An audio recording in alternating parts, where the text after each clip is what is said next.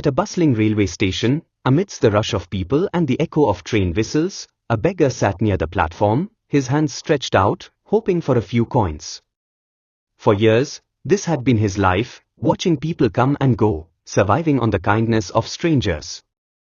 One day, his eyes caught a man stepping off a train.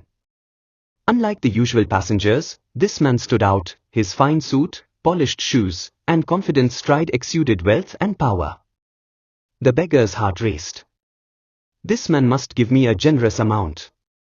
As the man walked past, the beggar extended his hand and pleaded, "Sir, please help me."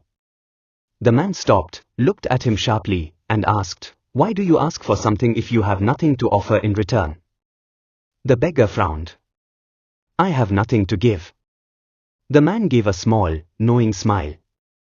"That's why you are still here, begging. A businessman never takes without offering something of value first. If you want to receive, learn to give." And with that, he walked away, leaving the beggar speechless. That night, the beggar couldn't sleep. Give? But what do I have? For 2 days, the question haunted him.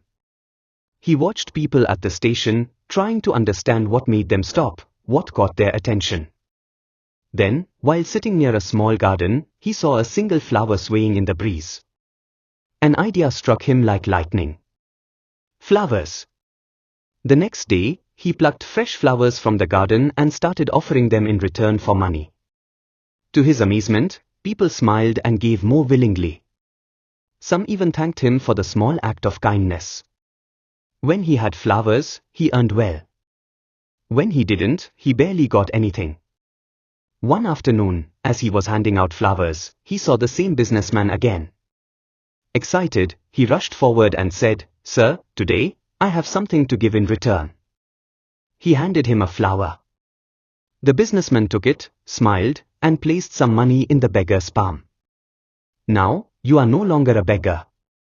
You are a businessman." Then, he walked away. The beggar stood frozen, those words ringing in his ears. A businessman? Something inside him shifted. He wasn't just a beggar anymore. He had something to offer. Suddenly, he started shouting, "I am a businessman! I am a businessman!" People at the station laughed at him. Some mocked him, while others ignored him. But he didn't care, he had realized something they hadn't. That night, he made a decision: "I will no longer beg. I will sell." His journey was not easy. There were days when he struggled, times when he doubted himself, but he never forgot that one lesson: to receive, you must first give something of value.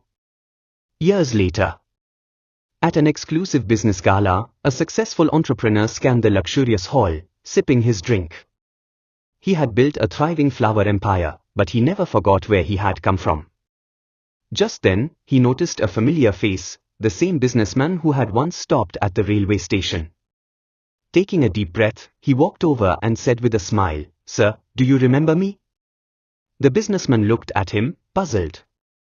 "I don't think so. Have we met before?" The young man chuckled. "Yes. This is our third meeting."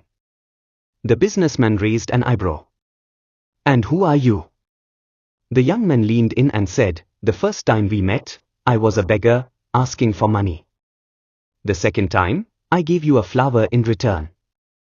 And today, I stand before you as the owner of one of the biggest flower businesses in the city." The businessman's eyes widened. He looked at the young man, then at the lavish events surrounding them. "That was you?" "Yes," the young man nodded. "Your one lesson changed my life.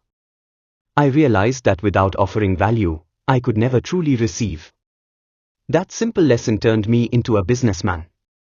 The businessman smiled, pride shining in his eyes.